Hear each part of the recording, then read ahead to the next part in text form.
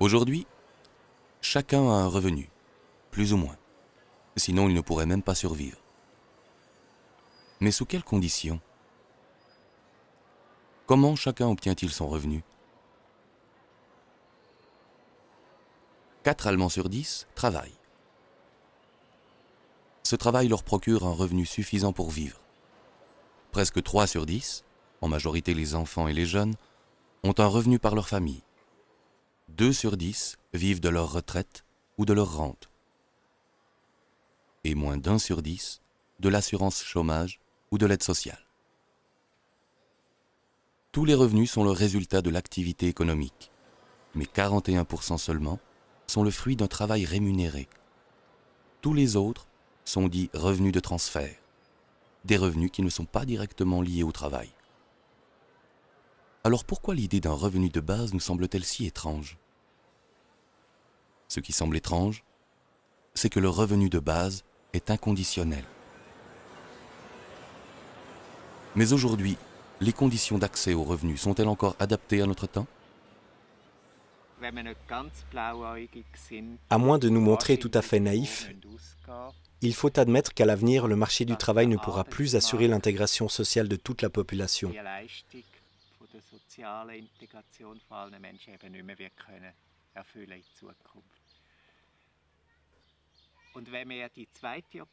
Cependant, en refusant l'alternative du revenu de base, nous sommes obligés de parier sur la croissance économique à n'importe quel prix.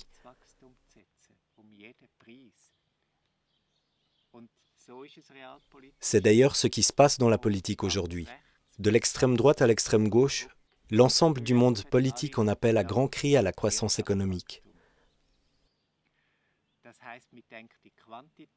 Ainsi, nous persistons dans une approche quantitative des problèmes et nous perdons toute chance de développer de nouveaux modèles d'organisation sociale d'une qualité supérieure. En 1995, le futurologue Jeremy Rifkin prophétisait déjà les conséquences de la fin du plein emploi.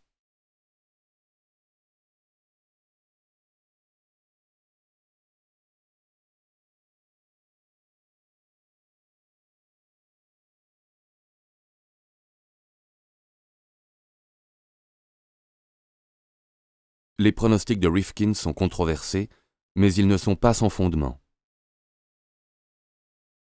En 1982, la production d'acier aux USA se chiffrait à 75 millions de tonnes et occupait 300 000 travailleurs. En 2002, 100 millions de tonnes furent produites avec seulement un quart des effectifs, soit 74 000 travailleurs. En même temps sont apparues de nouvelles places de travail, quelques centaines peut-être, dans le consulting et les technologies hautement spécialisées. Ce n'est pas le privilège de la production industrielle classique. Le même processus s'observe dans bien des domaines appartenant au secteur des services. La banque online en est un exemple extrême qui illustre néanmoins toute une évolution. Pour le même nombre de clients, elle n'a besoin que du 10e de l'effectif d'une banque conventionnelle. Ce développement ne se limite pas aux pays industrialisés. Il se manifeste dans le monde entier. Partout, les effectifs diminuent, alors que la productivité augmente. Le succès en question est celui de la rationalisation. Une rationalisation qui arrive jusqu'à notre porte.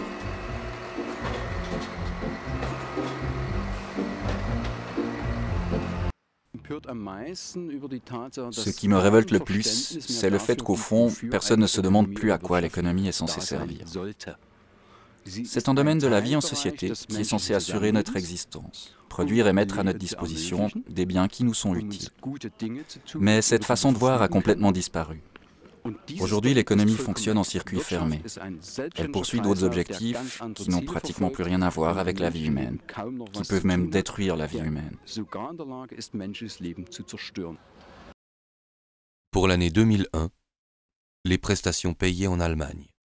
56 milliards d'heures de travail rémunérées.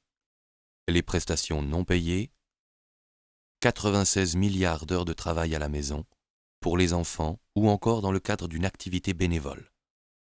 Un revenu de base n'empêcherait pas du tout la rémunération du travail.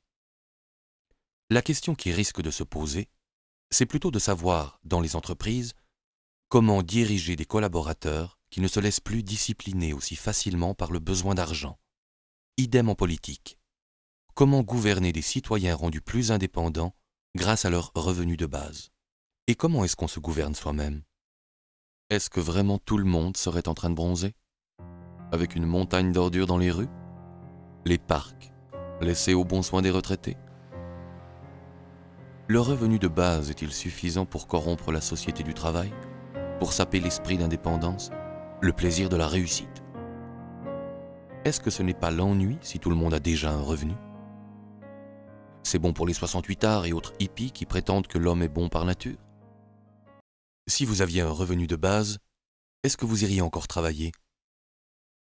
Spontanément, environ 60% répondent « oui », comme avant.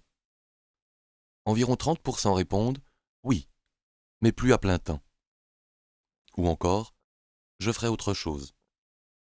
Et environ 10% répondent ouvertement « d'abord dormir et ensuite on verra ». Voyager, s'occuper des autres, reprendre des études. Si on instaurait un revenu de base, pensez-vous que les autres continueraient à travailler?